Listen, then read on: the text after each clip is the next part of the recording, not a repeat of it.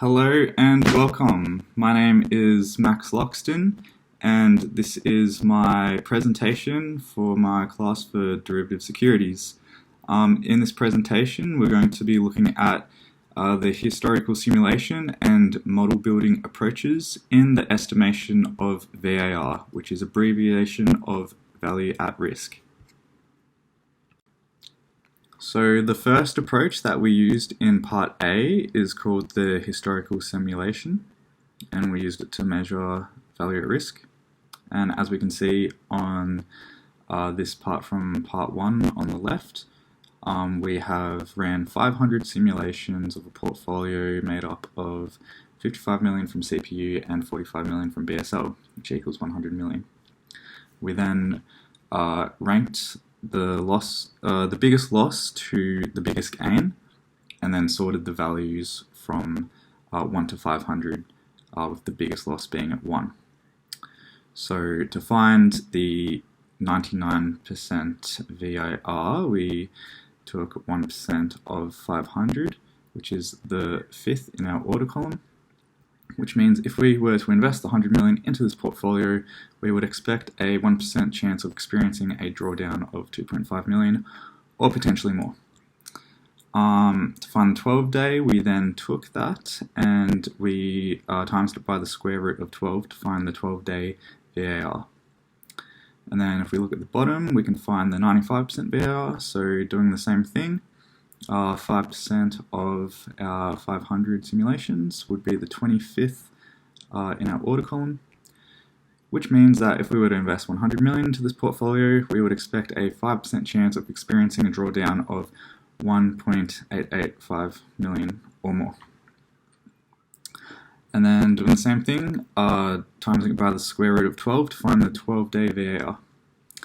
So this method uses historical data to assess the impact of market moves on a portfolio, and the current portfolio is subjected to historically recorded market movements, and then this is used to generate a distribution of returns on the portfolio.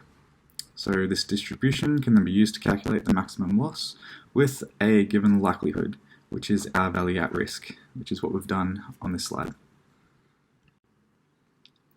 So when discussing the advantages of using the historical simulation, the first point is basically that it is determined by historical data. So we're using this historical data to find probability distribution, and then using those simulations to determine probability. And then as the historical simulation approach uses real data, it is able to capture unexpected events and correlations that would most likely not be predicted by a theoretical model. And we'll be able to see this in the next approach that we're going to be using, which is the model building approach. So when looking at disadvantages of using this approach, we can see that the historical data is actually the biggest risk factor, because it does not involve any estimation of variances or covariances, which are statistical parameters. So if we did want a model to depict strong representation of the outcome in the future, we should use historical data on all risk factors over a justified historical period, because an over-reliance on past data can fail to serve the purpose as markets change every moment. So now in this slide we'll be going over our second approach that we were discussing. This is called the model building approach. So to find the, so first we take the portfolio and we find the standard deviation. Here we have 1.3 million.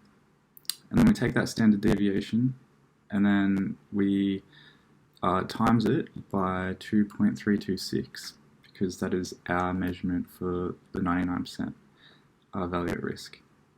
Then to find the 12-day 99%, we'll take the 1 day and square root it by 12, kind of like what we did in the first approach. This means that if we were to invest 100 million into this portfolio, we could expect a 1% chance of experiencing a drawdown of 3 million.